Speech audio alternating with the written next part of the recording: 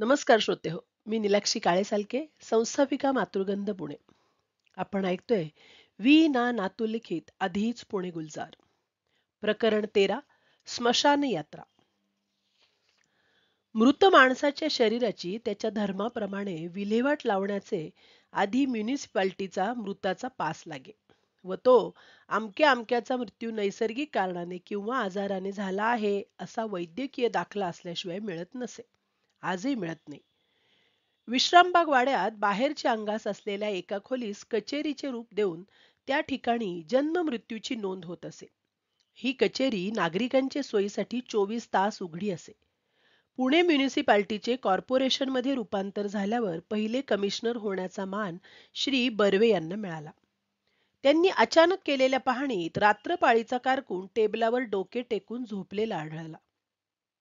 कारकुनाची सोय म्हणून त्यांनी तत्परतेनं खोलीत एक पलंग, गादी, उशी, पांघरुण याची व्यवस्था करून रात्रपाळीच्या कारकुनाची काम नसताना होणारी गैरसोय टाळली.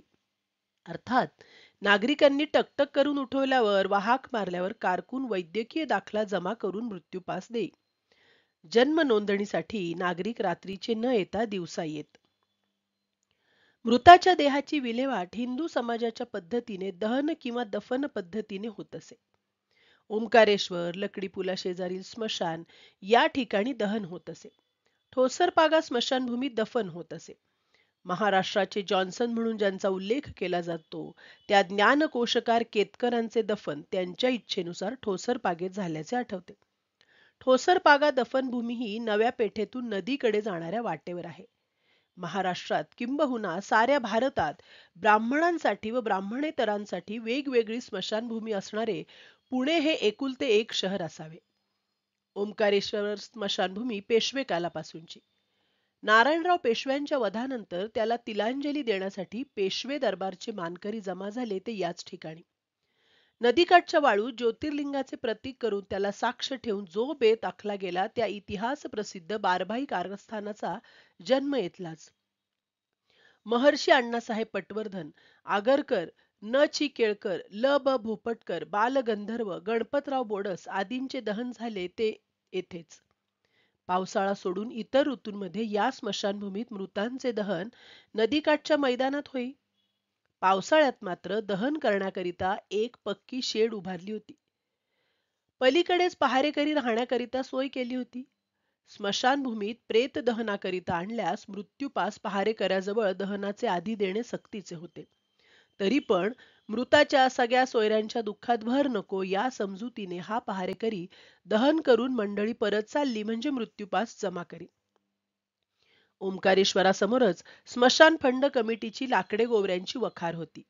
साधारण प्रत्येक दहनाला 3 मण लाकडे, 300 गोवऱ्या, 2 रॉकेलच्या बाटल्या व 1 काडेपेटी असा सर्वमान्य हिशेब असे.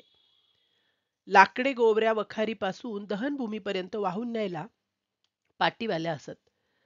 स्मशानातून परतताना रॉकेलच्या रिकाम्या बाटल्या परत कराव्या लागत.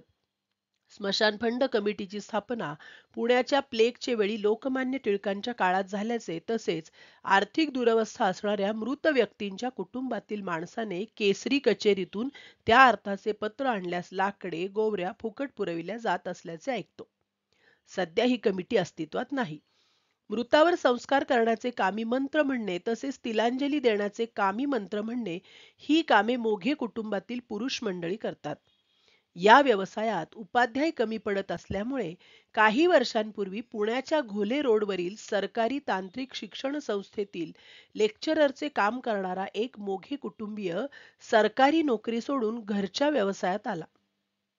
पिंडदानाची व्यवस्था करणे या कामी मोघ्यांचा मदतनीस म्हणून बापट नावाचे गृहस्थ होते.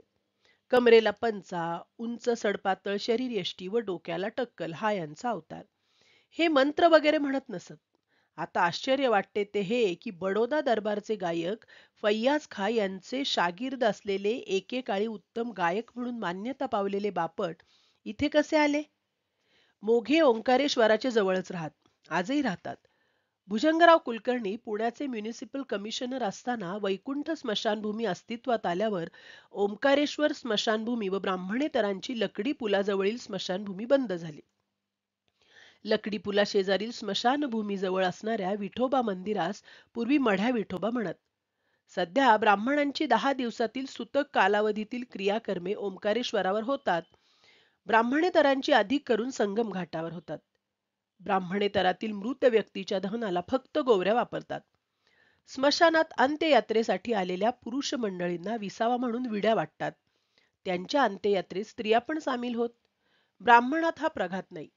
संगम घाटावर किंवा अन्यत्र दहावा करणे असल्यास ब्राह्मणेतरांच्या प्रथेप्रमाणे भाताचे पिंड घरीच तयार करून सुपात अथवा शिप्तरात ठेवून नदीकाठी नेत. मृतास भांग, गांजा, चरस वगैरेचे व्यसन असल्यास ते जिन्नस पिंडा शेजारी ठेवत. ब्राह्मणा घरी मयत झाल्यास फारशी रडारड ऐकू येत नसे. संबंधितांना निरोप जात प्रेत घरात वाजवीपेक्षा अधिक काळ ठेवण्याची प्रथा नव्हती. मंडळी आल्यावर सामान आणायला कोण गेले आहे याची हलक्या आवाजात चौकशी होई. अनुभवी मंडळी ताटी बांधण्यात व चिता रचण्यात पुढाकार घेत. मोठ्याने बोलणे जवळजवळ निषिद्धच होते. ब्राह्मणांचा मोजकेपणा येथेही पाहावयास मिळे. मृतास संपूर्ण आंघोळ क्वचितच घालण्यात येई. नुकत्याच पेटविलेल्या गोवऱ्या अंगणात एका कोपऱ्यात ठेवून त्यावर बारीकसे तांब्याचे तपेले थोडा वेळ ठेवीत. पाणी गरम झाले आहे अशी सोयीस्कर समजूत करून घेऊन मृताच्या पायावर पाणी घालून मृतास ताटीवर ठेवीत. ताटीवरचा कडबा समांतर पसरला आहे याची काळजी घेत. खांद्यावरून नेताना प्रेत पडू नये म्हणून वाखाच्या दोरीने ते ताटीला घट्ट बांधीत. हातांचे व पायांचे अंगठे काळजीपूर्वक बांधीत. एवढे झाल्यावर अग्नी देणाऱ्याच्या हाती मडक्यात अग्नी असलेले शिंकाळे देऊन श्रीराम जय राम जय जय राम असे म्हणून ताटी उचलीत. हातात शिंकाळे धरलेल्याने पायात पादत्राणे घालणे किंवा मागे वळून पाहणे प्रथेस मान्य नव्हते. मित्रपरिवार अथवा इतर नातेवाईक मंडळी अंत्ययात्रेला गेली म्हणजे त्यांचे घरातील बायका मंडळी वेळेचा अंदाज घेऊन आंघोळीकरिता पाणी तापवून ठेवीत. मृताचे घरातील मंडळी आंघोळ करीत. त्यांना शेजारी पाजारी आंघोळ घालीत व स्वतःच्या घरात स्वयंपाक करून मृताचे घरातील मंडळीस जेवावयास वाढीत. सुतक कालात मृताचे घरी देवपूजा होत नसे. पूजा करणे असल्यास शेजारी पाजारी येऊन करीत. प्रेतयात्रेला बोडक्याने जाण्याचा प्रघात होता. मृतास तिलांजली देण्याचे वेळीच फक्त स्मशानात स्त्रियांनी जाण्याचा प्रघात होता. एखाद्या पुरुषाची बायको मेल्याने दुसरा विवाह करणे झाल्यास तो वर्षाचे आतच साधेपणाने करीत. मृतास अग्नी देणाराने वर्षभर पायात जोडा न घालण्याचे, विडा न खाण्याचे किंवा प्रचलित करमणुकीपासून दूर राहण्याचे बंधन होते. ज्याचे घरी कोणा व्यक्तीचा मृत्यू झाला असेल त्याचे घरी वर्षभर सणवार साजरे करीत नसत. दिवाळीला शेजारी किंवा नातेवाईक फराळाचे आणून देत. 12व्या 13व्या किंवा श्राद्ध पक्षाचे जेवणाचे प्रसंगीच फक्त आमसुलाची चटणी करीत. प्रत्येक ब्राह्मणाचे देवपूजेत गंगोदकाची पूजा करीत. मृताचे तोंडात गंगाजल घालून तोंडात तुळशीपत्र ठेवून त्यास गादीवरून घोंगडीवर ठेवत. व्यक्तीचे ज्या जागेवर निधन झाले त्यावर सुतक कालात 24 तास पणती पेटवून ठेवत. शेजारीच थोडासा भात व पाणी ठेवत. हे झाले शास्त्रपालन. मांजर येऊन भात खाऊ नये म्हणून दिव्यावर भातावर टोपलीचे झाकण ठेवीत.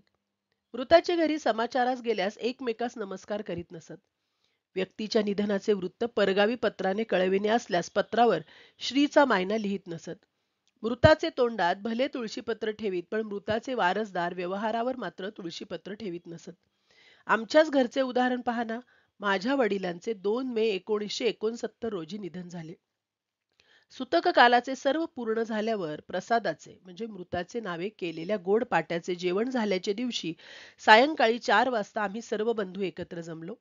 वडिलांचे आजारपणातील झालेला डॉक्टरचा खर्च, अंत्ययात्रेपासून ते त्याच्या सामानाची खरेदी, मोघे भटजींना दिलेली बिदागी, शंकराच्या देवळात अभिषेकासाठी देण्यात आलेली दक्षिणा वगैरे खर्चाची बेरीज करून स्थावर जंगम मालमत्तेचा हिशेब करून आईची व्यवस्था कशी करायची हे ठरवून बहिणीला किती वाटा द्यावा लागेल याचा तपास करून त्याप्रमाणे आपापसात लेखी करार केला. वडिलांचे शिल्की पेन्शन आईला मिळण्याबद्दल पुणे शहर मामलेदारापुढे संयुक्त अर्ज केला. सिटी सर्वे कचेरीत वडिलांचे निधनानंतर 1 महिन्याच्या आत आईच्या सहीचे मृत्यूपत्र करून ठेवले व त्याच दिवशी खडक सब रजिस्ट्रार कचेरीत बहिणीस तिच्या वाटणीचा मोबदला देऊन तिचे रिलीज डीड करून घेतले. असा परखड तत्पर बाप दाखव नाहीतर श्राद्ध करचा व्यवहार कोकणस्थ ब्राह्मणच करू जाणोत. भाबडे गाबडे देशस्थ मात्र अशी व्यवहार चतुरता क्वचितच दाखवीत. त्यामुळे वडिलांचा आईचा सारा खर्च मी केला. एका हरामखोराने खर्चाची चौकशी केली असेल तर शपथ अशी तक्रार देशस्थ ब्राह्मण स्वतःच्या अंतकाळापर्यंत करीत. प्रसादाचे जेवणास उपस्थितांना आग्रह करीत नसत. कोणाच्याही घरी मृत्यू झाल्यास दुःख व्यक्त करणे हा झाला मनुष्य स्वभाव. ब्राह्मणेतर त्याला अपवाद नव्हते. ब्राह्मणेतरांच्या घरी कोणाचा तरी मृत्यू झाला हे संबंधित बाया-बापड्यांच्या हंबरड्याच्या आवाजाने कळे. मृत व्यक्तीच्या भोवती स्त्रिया जमत तर एखादा दुसरा वगळून बाकीची पुरुष मंडळी बाहेर उभी असत. यांचा अंत्यसंस्कार अघळ पघळ चाले. थातूर मातूर चालत नसे. वेळेचे बंधन नसे. मृत व्यक्तीस आंघोळ घालण्यात प्रत्येक जवळच्या माणसाने किंवा नातेवाईकाने मृताच्या डोक्यावर एखादा तांब्या पाणी ओतणे हा त्यांचा शिरस्ता. अंघोळीचे पाणी चांगले गरम केलेले असे. जागेच्या कमतरतेमुळे ताटी बांधणे, आंघोळ घालणे वगैरे क्रिया रस्त्यावरच चालत. आंघोळ घालते वेळी मृताच्या भोवती आडोसा करीत, मृत पुरुषास धोतर व डोक्यास पटका फेटा बांधित. मृत व्यक्ती स्त्री असल्यास नवे पातळ नेसवीत. अंत्ययात्रेत बहुधा भजनी मंडळ असे. मृताच्या घरी आल्यापासून तो स्मशानात पोहोचेपर्यंत भजन चालूच असे. रस्त्यावरून जाणारी येणारी मंडळी निर्विकारपणे मृतास उचलेपर्यंतचे सर्व विधी पाहत उभी असत. अग्नी धरणारा डोक्यावर टॉवेल गुंडाळी. प्रेतयात्रेत सर्वप्रथम असे ते भजनी मंडळ. प्रेत उचलल्याबरोबर आम्ही जातो आमूच्या गावा सुरू होई व प्रसंगाचे गांभीर्य वाढे. अग्नी धरणाऱ्याच्या खांद्यावर हात ठेवून किंवा त्याचा डावा दंड धरून एक माणूस चाले. आपत्काली धीर देण्याचा हा प्रकार असावा. ताटीच्या मागच्या बाजूस 2-4 स्त्रिया मृतास वारा घालीत जात. यांचे आजूबाजूला लक्ष असे. शेजारीच हातात तांबड्या फुलांची टोपली घेऊन त्यातील फुले मृतावर अधूनमधून उधळणारा माणूस असे. रस्त्यावर पडलेल्या फुलांवरून या रस्त्यावरून नुकतेच प्रेत गेले असणार याची खात्री होई. मधून मधून राम बोलो जयराम असा समूह गजर ऐकू येई. राम नाम सत्य ह्याचा गजर ऐकून भैये अगरवाल मंडळींची प्रेतयात्रा आहे हे कळणे सोपे जाई. व्यंकटरमणा गोविंदा हा तेलगू मंडळींचा गजर. ब्राह्मणेतरांच्या 2 प्रेतयात्रेत मी स्वतः सामील झाल्याने त्या माझ्या चांगल्या लक्षात आहेत. एकीचे वेळी मी मृताचे घरी गेलो असताना मृताची पत्नी मला पाहून आपल्या पतीची हनुवटी कुरवाळत अगतिकपणे म्हणाली, राजा डोळे उघड, नातू आलेत. दुसऱ्या प्रसंगी ताटीवर बांधलेल्या पुरुषास त्याची मेहुणी म्हणाली, बापूराव उद्या सकाळी चहा झाला आहे म्हणून कुणास सांगू. एके ठिकाणी मी माझ्या परिचित गृहस्थांचे निधनानंतर त्यांचे अशिक्षित पत्नीचे सांत्वनास गेलो असता काय सांगू, पिंजऱ्यातून पोपट उडून गेल्यासारखे वाटते हो असे ऐकावयास मिळाले. दुःख व्यक्त करण्याच्या या 3 वेगवेगळ्या तऱ्हा मला पाहायला मिळाल्या. पण काडी इतके दुःख झाले नसताना लाज लज्जेस्तव दुःख झाले असल्याचा आविर्भाव करणाऱ्या ब्राह्मण स्त्रीची मला अजूनही कीव येते. या स्त्रीला नवऱ्याच्या मरणाचे किंचितही दुःख झाले नव्हते तेव्हा डोळ्यात खरे पाणी येण्याचा प्रश्नच नव्हता. शेवटी बिचारीने डोक्यावरून पदर घेऊन तोंड झाकून 3 फूट लांब गळा काढला. गळा काढला खरा पण आवाज बरोबर लागला नाही त्यामुळे उजाडले पण सूर्य कुठे आहे अशी अवस्था झाली. दुसऱ्या दिवशी सकाळी मात्र नेहमीच्या मैत्रिणीच्या घोळक्यात बरं झालं सुटले एकदाची असे म्हणून मन मोकळे केले. पुण्यात स्मशान फंड कमिटीतर्फे चालविल्या जाणारे अंत्यविधीचे सामान मिळण्याचे दुकान सदाशिव पेठेत शनिवारापाशी होते. म्युनिसिपालिटीकडून मिळालेला मयत पास दाखविल्यावरच सामान मिळे. दुकानात साक्षात मृत्यू वावरत असल्याचा भास होई. दुकान 24 तास उघडे असे. आत मोठा बोर्ड टांगलेला असून त्यावर सवाष्णीस लागणाऱ्या सामानाची यादी, सकेशा विधवेस विकेशा विधवेस लागणाऱ्या सामानाची यादी, ब्रह्मचार्यास लागणाऱ्या सामानाची यादी, दात न आलेल्या बालकास लागणाऱ्या सामानाची यादी लिहिलेली असे. रात्री साधारण 15 कॅन्डल लागणाऱ्या सामानाची यादी लिहिलेली असे. रात्री साधारण 15 कॅन्डल पॉवरचा बल्ब लावणे फारच भयानक वाटे. कोण मेले आहे, स्त्री का पुरुष वगैरे माहिती दिल्यावर मालक त्याप्रमाणे सामान काढून देण्यास आपल्या नोकरास सांगत. हा नोकर होता घाणेकर नावाचा ब्राह्मण. शिक्षण नाही तशातून एका कानाला आलेले बहिरेपण यामुळे इतरत्र नोकरी मिळणे शक्य नव्हते. पण त्याच्या बहिरेपणामुळे मालक व गिऱ्हाईक दोघेही त्रासत. विधवेचे सामान मागितल्यावर सवाष्णीचे हिरवे पातळ तो पुढे करी, ब्रह्मचार्याचे सामान मागितल्यावर भलतेच सामान काढी. शेवटी त्याची नोकरी गेली. त्याने कल्याणला आमच्या कंपूला स्वयंपाक करून घालण्याचे काम शेवटी पत्करले. माणूस तसा स्वच्छ. अंत्यविधीचे सामान मिळण्याचे पुण्यातील दुसरे एक दुकान होते. सुभानशा दर्ग्याकडून शुक्रवार पेठ पोलीस चौकीकडे जाणाऱ्या रस्त्यावर या दुकानाचा मालक दुकानातील बैठकीवर ठेवलेल्या गल्ल्याच्या लाकडी पेटीवर डोके टेकून डोक्यावरील टोपी तशीच ठेवून पहुडलेला आढळे. हे दुकान दिवसा उघडे असे तरी रात्रीही सामान दिले जाई. दुकानाच्या बाहेर एका लोखंडी पट्ट्याच्या पिंजऱ्यात पोपट असे. या दुकानात 2 प्रकारचा माल मिळे. एक म्हणजे मयतीचे सामान आणि दुसरे म्हणजे फॅन्सी कापड. दुकानाच्या एका बाजूला मडकी, गोवऱ्या, कडबा, बांबू, मांजरपाट वगैरे सामान हरीने लावलेले असे, तर समोरच शर्टिंग, हरक, लॉंग क्लॉथ, रेशमी साड्या, तयार परकर वगैरे कापड असे. या कपड्यांच्या बाबतीत तर फॅन्सी कापड असा शब्दप्रयोग का केला याचे कारण एवढेच, की दुकानाचा बोर्डच मुळी होता मुनिराज क्लॉथ मर्चंट. हा बोर्ड ठळकपणे दिसे. अंत्यविधीच्या सामानाचा बोर्ड वकिलाच्या बोर्डाच्या आकाराचा असून तो बाजूला सहजासहजी नजरेस न पडेल अशा बेताने टांगलेला असे. तरी पण दुकानात ठेवलेला कडबा, बांबू पाहून तेथे अंत्यविधीचे सामान पण मिळते हे कळत असे.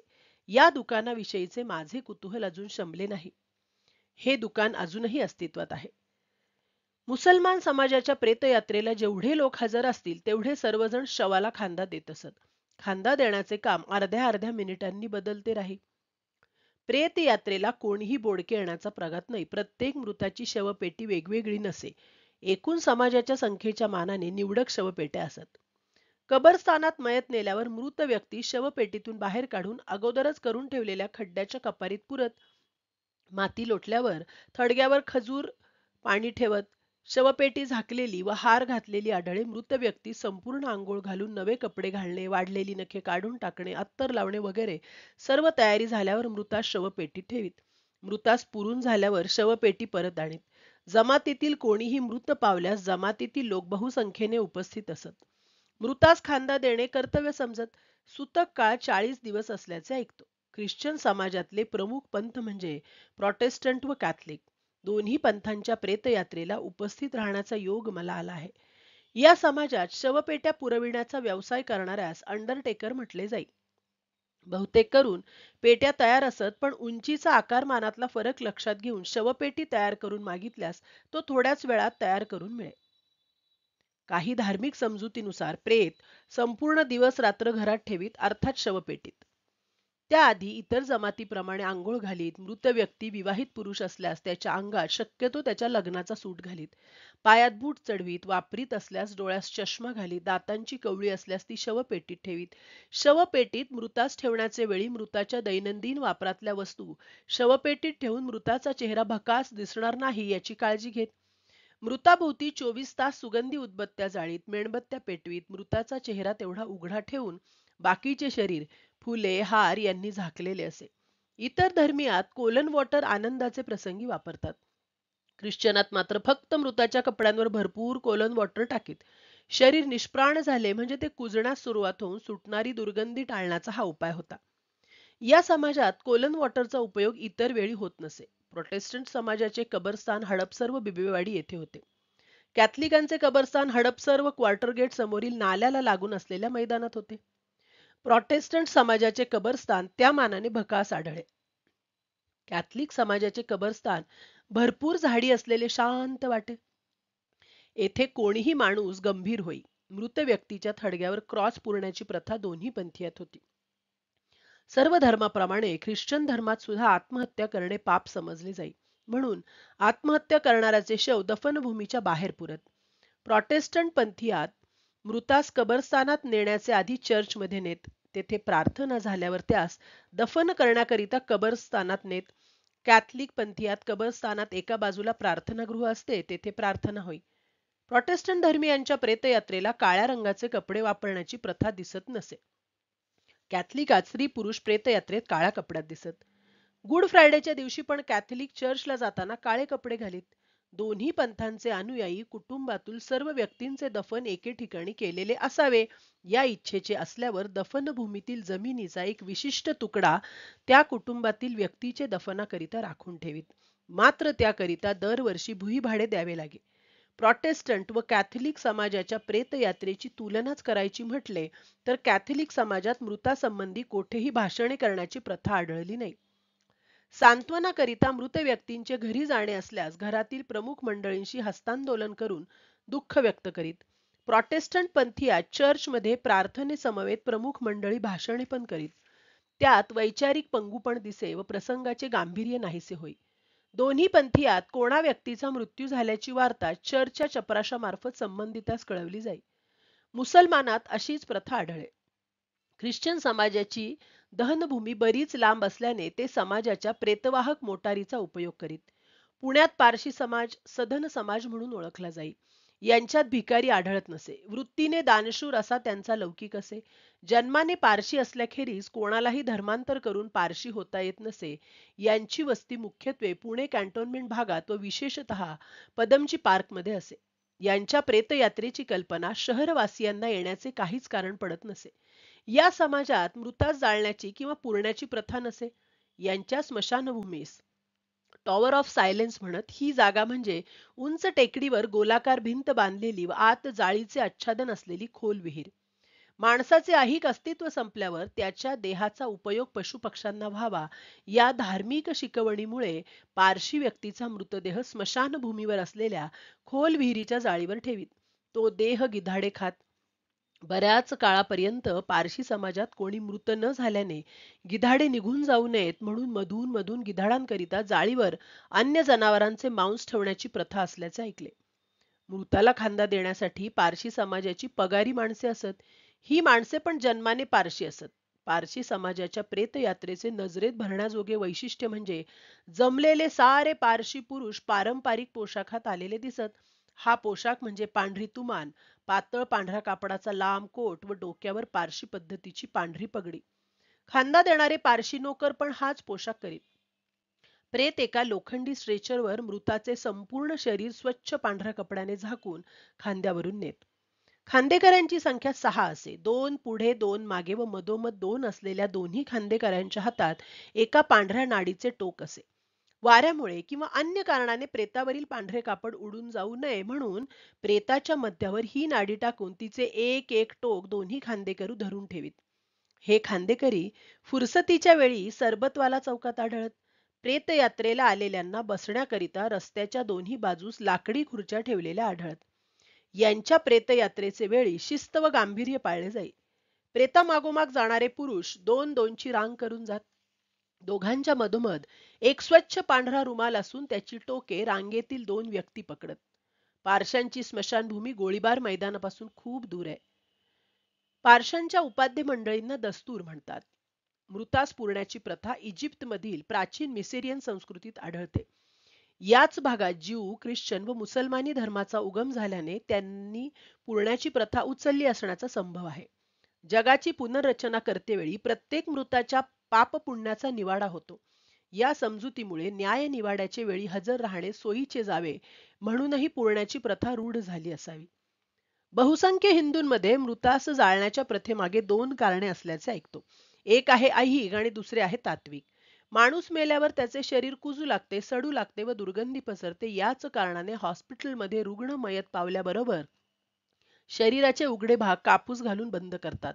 मृतास जाळल्यावर कोणताही प्रश्न शिल्लक उरत नाही व वातावरणाचे होणारे प्रदूषण टळते. तात्विक भाग असा की हिंदू धर्मशास्त्राप्रमाणे तत्वज्ञानाप्रमाणे आत्मा अमर असल्याने आत्तापर्यंतच्या देहाचा त्याग केल्यावर त्यास नवीन जन्म घेणे अगर दुसऱ्या योनीत प्रवेश करणे सोयीचे जाते. पण जोपर्यंत निर्जीव देह आहे तोपर्यंत आत्म्याची त्यावरची आसक्ती नष्ट होणे शक्य नाही म्हणून निर्जीव देहाचा जाळून नाश करणे जरुरीचे ठरते. भेटूया पुढल्या प्रकरणात. धन्यवाद.